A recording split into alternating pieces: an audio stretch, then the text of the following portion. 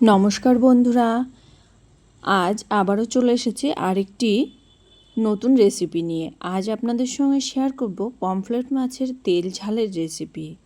সর্ষে পোস্ত বাটা দিয়ে পমফ্রেট মাছের তেল ঝাল আজ আমি আপনাদের সঙ্গে শেয়ার করব। চলুন তাহলে রেসিপিটি শুরু করা যাক। এখানে দেখুন আমি 2 পিস বড় বড় সাইজের পমফ্রেট মাছ নিয়েছি। মাছটাকে কিন্তু কেটে পরিষ্কার করে ধুয়ে নিয়েছি।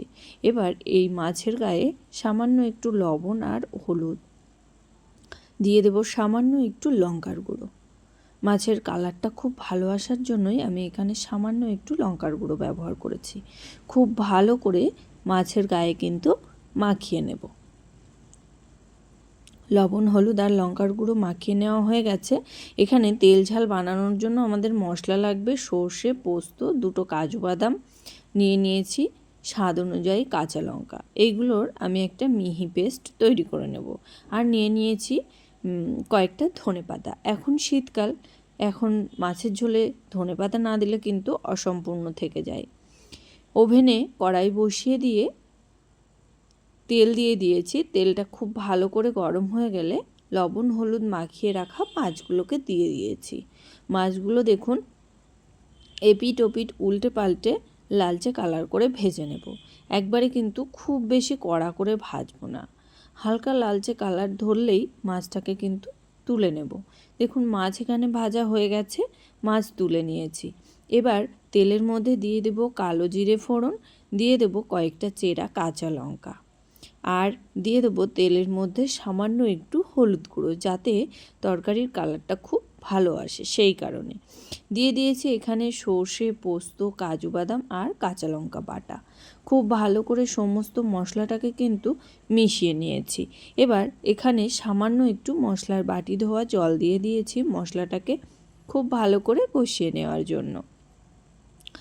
মশলাটাকে কিন্তু ভালো করে মিশিয়ে নিয়েছি। এবার মশলার মধ্যে দিয়ে দেবো স্বাদ অনুযায়ী লবণ, আর টেস্টটাকে ব্যালেন্স করার জন্য দিয়ে দেবো এখানে সামান্য কয়েক দানা চিনি। খুব ভালো করে মশলাটাকে কিন্তু কষিয়ে নিতে হবে। যেহেতু পোস্ত দেওয়া আছে আর কাজু বাদাম দিয়ে সর্ষেটাকে বাটার কারণেই কিন্তু সর্ষেটা তিতো হওয়ার কোনো সম্ভাবনাই নেই। এবার দেখুন মশলাটা খুব ভালো করে কষিয়ে নিয়েছি, দিয়ে দিয়েছি এর মধ্যে ঝোলের জন্য পরিমাণ মতো গরম জল। অবশ্যই কিন্তু গরম জলটাই ব্যবহার করবেন, এতে কি হবে তরকারির স্বাদটা কিন্তু খুব ভালো হবে। ঝোলটা খুব ভালো করে ফুটিয়ে নিয়েছি। ফুটিয়ে নেওয়ার পরেই এর মধ্যে ভেজে রাখা মাছগুলোকে কিন্তু দিয়ে দিয়েছি।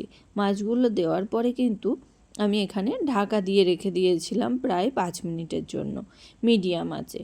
দেখুন এখানে 5 মিনিট পরে আমি ঢাকনা খুলে মাছটাকে একটু নাড়া দিয়ে নেব।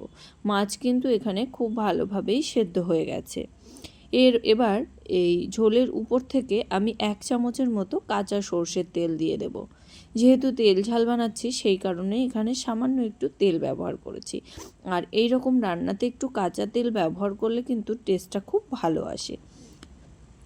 দিয়ে দিয়েছি উপর থেকে কিছুটা ধনেপাতা কুচি। ধনেপাতা কুচি দেওয়ার পরে কিন্তু আবারও আমি ঢাকা দিয়ে রেখে দিয়েছিলাম। এবার মিনিট 5 ঢাকা দিয়ে রাখার পরে ঢাকনা খুলে নিয়ে এখানে বেশ কয়েকটা চেরা কাঁচা লঙ্কা ব্যবহার করেছি। কাঁচা লঙ্কাটা দেওয়ার পরে কিন্তু আমি আবারও 5 মিনিট ঢাকা দিয়ে রেখে দেব।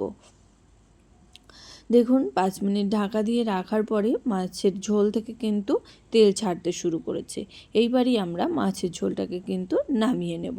তাহলে বন্ধুরা দেখলেন খুব সহজেই কিন্তু পমফ্রেট মাছের সর্ষে পোস্ত দিয়ে তেল ঝাল তৈরি হয়ে গেছে। এটা কিন্তু গরম গরম ভাতের সঙ্গে খেতে অসাধারণ লাগে। তাহলে বন্ধুরা আমার এই পমফ্রেট মাছের ঝালের রেসিপি আপনাদের কেমন লাগলো অবশ্যই কিন্তু কমেন্ট করে জানাবেন। যদি ভালো লেগে থাকে তাহলে একটা লাইক করবেন আর সাবস্ক্রাইব করে পাশে থাকার অনুরোধ রইল। আজকের মতো এই পর্যন্তই, আবার দেখা হবে নতুন কোনো রেসিপি নিয়ে। ভালো থাকবেন, সুস্থ থাকবেন, ধন্যবাদ।